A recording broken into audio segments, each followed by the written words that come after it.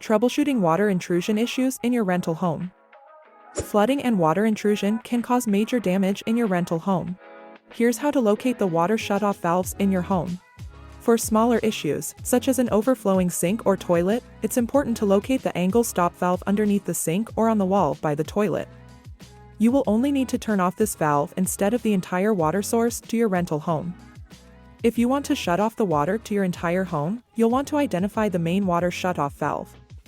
This may be found in a few different locations, including near the water meter, in the garage, or near a water heater closet. The arrows on the valve will point to the correct direction to turn to shut the water on and off. This valve should always be completely open or completely closed. It should never be used to control the amount of water flow into the house. For more helpful tips and tricks troubleshooting issues in your rental home, please visit rentprogress.com.